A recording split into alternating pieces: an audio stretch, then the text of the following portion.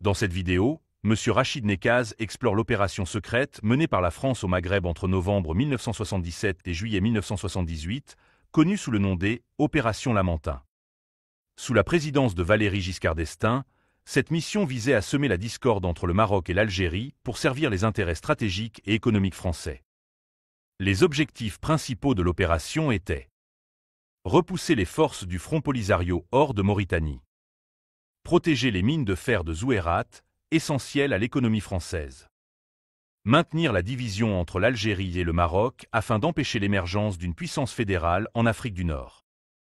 Découvrez dans cette analyse détaillée les motivations derrière cette intervention et ses répercussions sur les relations entre Alger et Rabat. Une plongée au cœur des enjeux géopolitiques qui ont façonné la région du Maghreb. Abonnez-vous pour suivre nos prochaines enquêtes sur les relations internationales et les événements historiques marquants. Vous connaissez le général de Gaulle? Brillant homme politique, mais brillant théoricien militaire. Ce livre-là date de 1924, ça fait 100 ans. Il s'intitule « La discorde chez l'ennemi ». Pour parler très simplement, comment diviser pour mieux régner. Et le sujet d'aujourd'hui, c'est le Sahara. Le Sahara. Vous savez que depuis la guerre d'Algérie, depuis 1954 jusqu'à 2024, le problème du Maghreb, le problème de l'Afrique du Nord, c'est la question du Sahara. C'est une question liée aux décolonisations. Le Sahara occidental est le dernier État à ne pas être décolonisé en Afrique. Vous savez qu'il y a 54 États africains et le Sahara occidental est le dernier territoire à ne pas être décolonisé. Alors pourquoi je dis Sahara occidental? Le Sahara occidental, c'est le terme qui a été utilisé lors de la conférence de Madrid en novembre 1975. Et donc ce fameux 14 novembre 1975, il y avait qui? Il y avait le Maroc, la Mauritanie et l'Espagne. Donc c'est l'Espagne qui a réuni le Maroc et la Mauritanie pour se partager le Sahara occidental, c'est-à-dire 2 tiers pour le Maroc, c'est les 2 tiers du nord du Sahara occidental, et 1 tiers pour la Mauritanie. Et donc le tiers de la Mauritanie, c'est ce qu'on appelle aujourd'hui la 12e province marocaine, c'est la partie où il y a Dakhla comme capitale. La fameuse Dhahab, l'or. Donc pourquoi j'insiste là-dessus? Donc ce document officiel a été signé donc par l'Espagne, le Maroc et la Mauritanie. Donc cette conférence de Madrid, donc du 14 novembre 1975, donc a décidé en 6 points du destin du Sahara occidental sans consulter les populations. Et pourtant,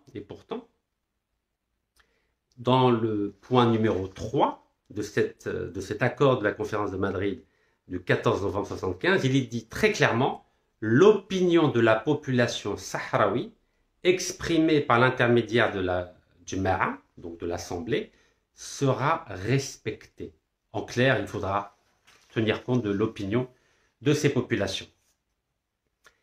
Mais encore une fois, la question de ce live, de cette vidéo, n'est pas de parler ni du Maroc, ni de la Mauritanie, ni du Sahara occidental, mais plutôt de comment la France a utilisé la question du Sahara pour diviser les pays d'Afrique du Nord. C'est ça le but.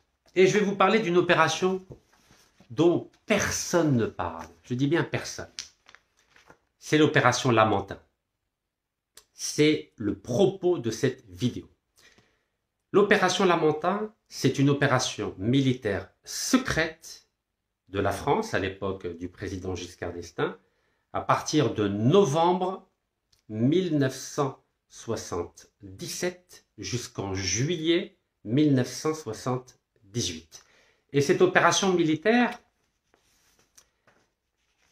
elle a pris forme avec comme base d'attaque le Sénégal. Alors, je vais vous montrer. Donc, c'est à partir de la base au Sénégal, à Dakar, ce qu'on appelle la base de Ouakam. C'est là où d'ailleurs est né Ségolène Royal, qui était ministre et ancienne candidate aux élections présidentielles, et ainsi que Rambayadé, qui était secrétaire d'État aux droits de l'homme du gouvernement Sarkozy. Donc, c'est à partir de la base sénégalaise de Ouakam que les Jaguars, c'est-à-dire les avions Jaguar français, ont attaqué les soldats du Polisario qui voulaient récupérer le tiers occupé par la Mauritanie, ici.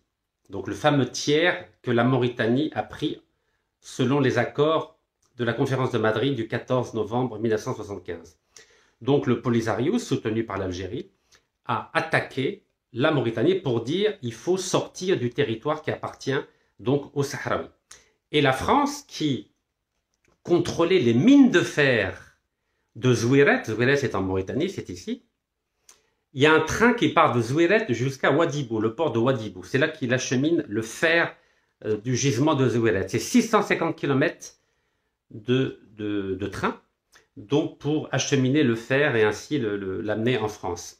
Et donc les soldats du Polisario attaquaient donc cette ligne de chemin de fer et donc mettaient en péril les intérêts économiques de la France. Et c'est la raison pour laquelle la France a décidé de lancer l'opération Lamentin pour détruire les forces armées du Polisario.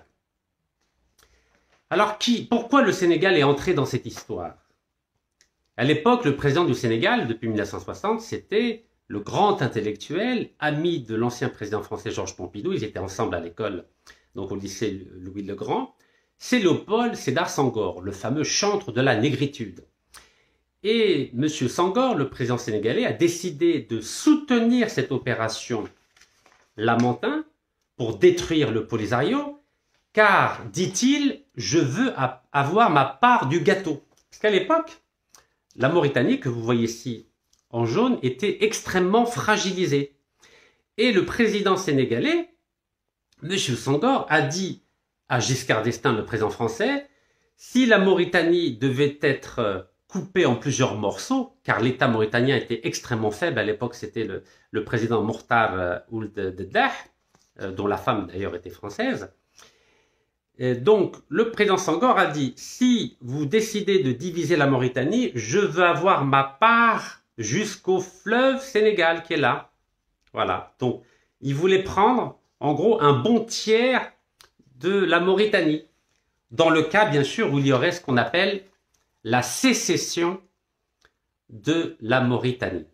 Donc c'était des intérêts, on va dire bassement terriens ou terrestres, vous les appelez comme vous voulez, qui ont fait que le président sénégalais a prêté main forte à la France pour lancer son opération secrète, Lamentin, contre le Polisario, et bien sûr pour aider aussi le Maroc. Car l'objectif de la France, et c'est toujours le même aujourd'hui, c'est de diviser l'Afrique du Nord pour empêcher que l'Algérie devienne une grande puissance, pour empêcher le leadership algérien. Car la France n'a jamais digéré la perte de l'Algérie, la France n'a jamais accepté que l'Algérie détienne autant de réserves en gaz et en pétrole.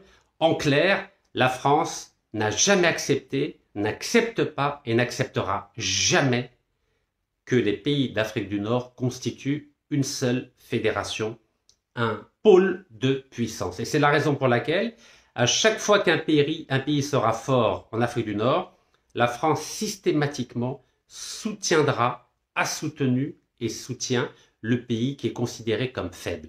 Donc depuis 1962, le pays qui est considéré comme faible, c'est le Maroc.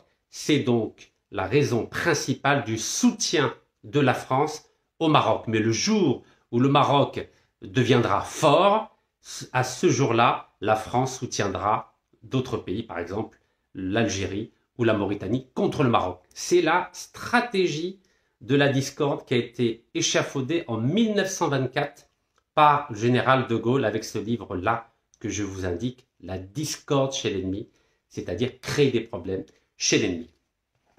Alors cette opération Lamentin, donc de novembre 1977 à juillet 1978, a eu pour but, comme je viens de le dire, de préserver les intérêts en mine de fer de la France en Mauritanie, mais aussi d'affaiblir l'Algérie en soutenant le Maroc. Alors, que s'est-il passé? Cette opération Lamentin a certes préservé les intérêts économiques de la France en Mauritanie, mais il y a eu ce qu'on appelle un coup d'État en juillet 1978. Et le nouveau colonel qui a pris le pouvoir en Mauritanie a voulu régler définitivement le différend qui l'opposait avec le Polisario en renonçant au tiers qui a été négocié à la conférence de Madrid, donc au tiers du Sahara occidental, ici. Donc il a renoncé, et c'est ainsi que, pardon, voilà, excusez-moi, je vous le réindique, voilà. Donc il a décidé de renoncer au tiers qui avait été accordé à la Mauritanie, à la conférence de Madrid du 14 novembre 1975. Donc ainsi, il y avait la possibilité pour le Polisario d'occuper un tiers du Sahara occidental. Et lorsque cet accord a été signé entre le nouveau pouvoir mauritanien avec le Polisario à Alger le 5 août 1979, la date est très importante, donc il y a un coup d'État en Mauritanie le 10 juillet 1978, donc pratiquement un an après, le 5 août 1979, il y a eu un accord signé à Alger entre la Mauritanie et le Polisario pour statuer définitivement sur le renoncement de la Mauritanie au tiers accordé à la conférence de Madrid au Sahara occidental.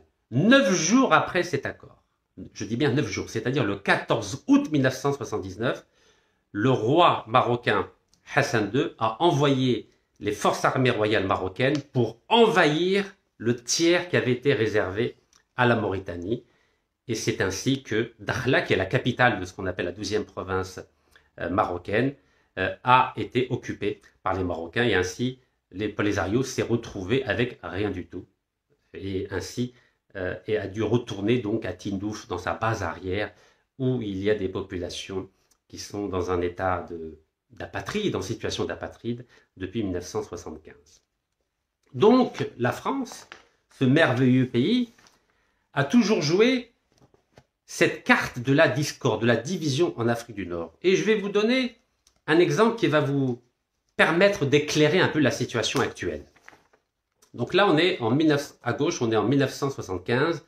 Donc c'était en avril 1975, le président français Giscard d'Estaing fait sa première visite officielle historique après l'indépendance. Donc avril 1975, il rend visite au président Boumedienne, Rabbi Yarhamou. Donc on est en avril 1975. L'opération Lamentin, c'est novembre 1976.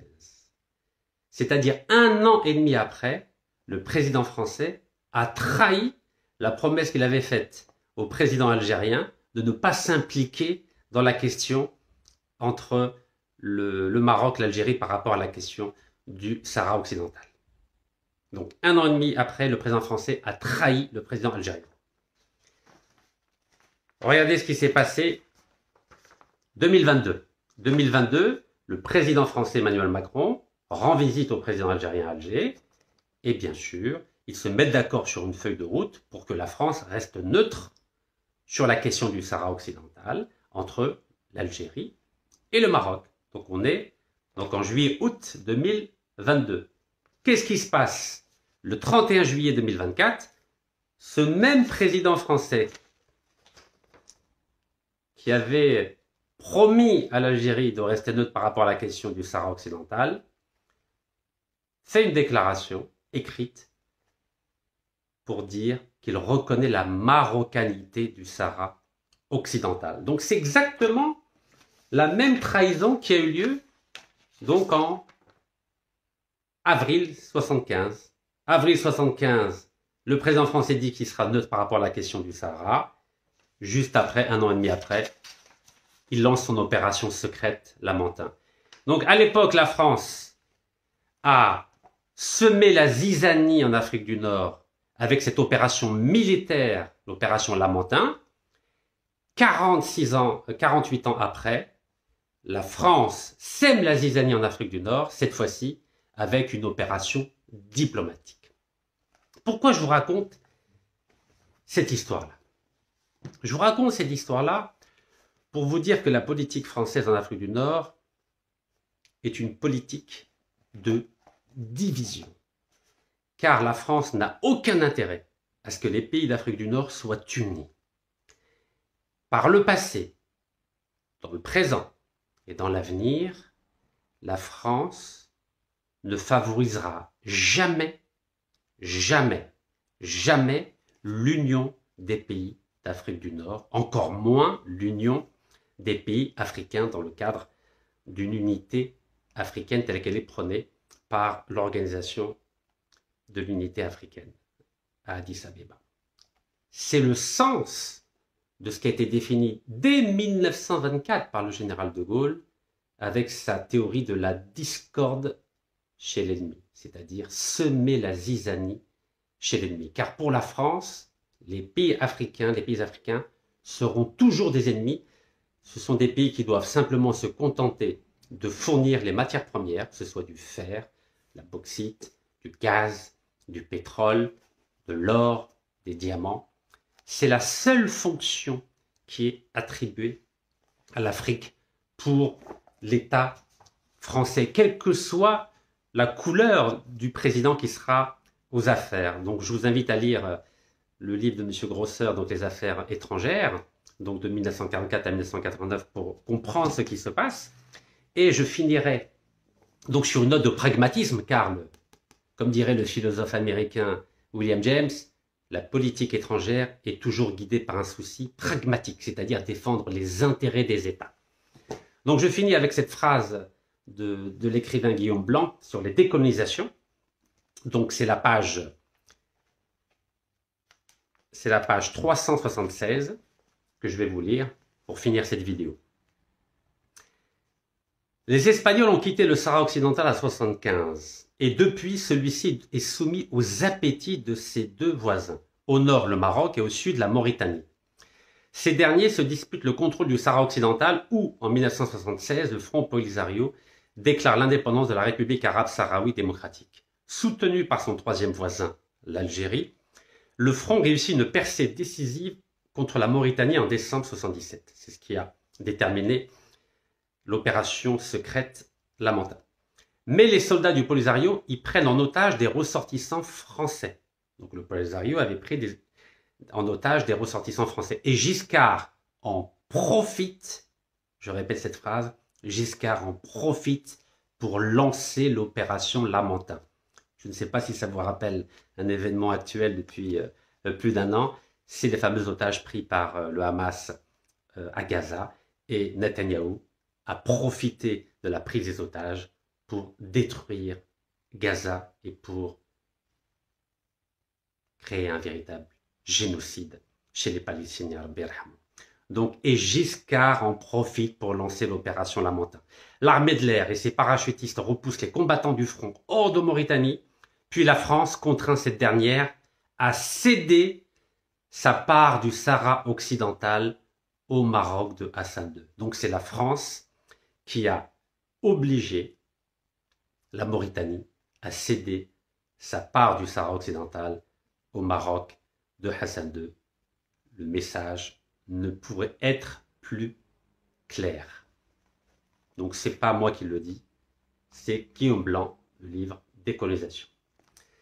Je vous dis à très bientôt, Inch'Allah. J'espère que cette vidéo a été instructive, pédagogique.